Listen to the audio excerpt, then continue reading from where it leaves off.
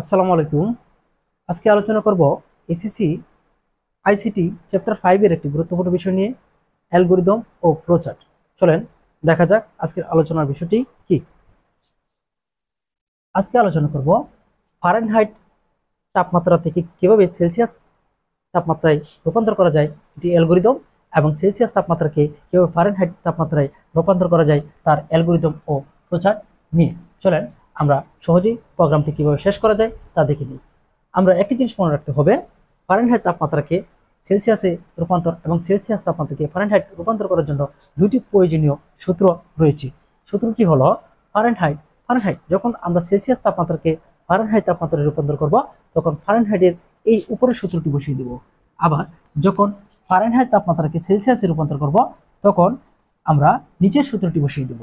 এখানে এফ এর মান, এখানে সি এর মান। হ্যাঁ, চলেন আমরা খুব দ্রুত ক্লাসটি শেষ করি। Step 1 start. Step 2 input. যেহেতু ফারেনহাইট থেকে সেলসিয়াসে রূপান্তর করার অ্যালগরিদম, সো আমরা এফ এর মান ইনপুট নিব, এফ, আর এফ দ্বারা বোঝাবে ফারেনহাইট। স্টেপ 3 আমাদের সূত্রের কাজ, সূত্র বসাতে হবে।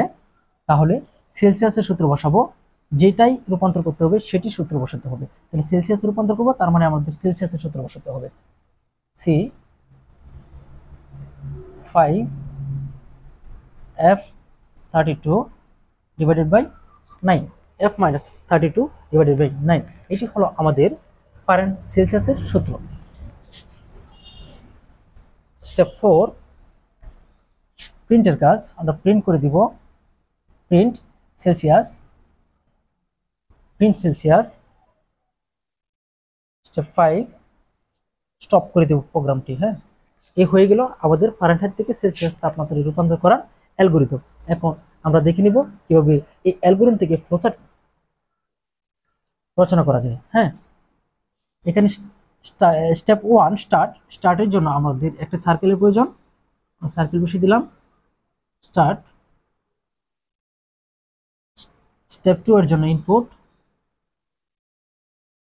ইনপুটের জন্য আমাদের সামান্তরিক ব্যবহার হয়। Input F. স্টেপ 3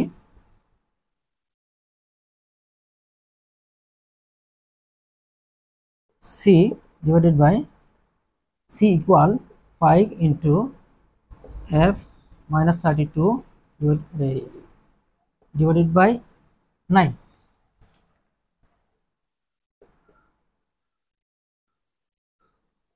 স্টেপ 4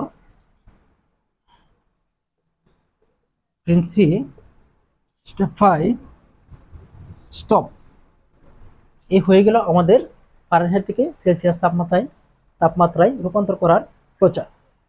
এখন আমরা দেখে নিব সেলসিয়াস থেকে কিভাবে ফারেনহাইট তাপমাত্রায় রূপান্তর করা যায়। কোনো কিছু না, জাস্ট একটু পরিবর্তন, শুধু আমরা পরিবর্তন করে দেব। সেলসিয়াস থেকে ফারেনহাইট যেহেতু তাপমাত্রায় রূপান্তর করতে বলা হয়েছে, তাই আমরা সেলসিয়াসের মানটা গ্রহণ করব। এখানে সেলসিয়াসের মান হবে এফ, ইনপুট নিতে হবে সি, এবং এখানে ফারেনহাইট তাপমাত্রার সূত্র বসাবো। যেহেতু ফারেনহাইটে রূপান্তর করার কথা বলা হয়েছে, সো আমরা ফারেনহাইট তাপমাত্রার সূত্র বসাবো এফ।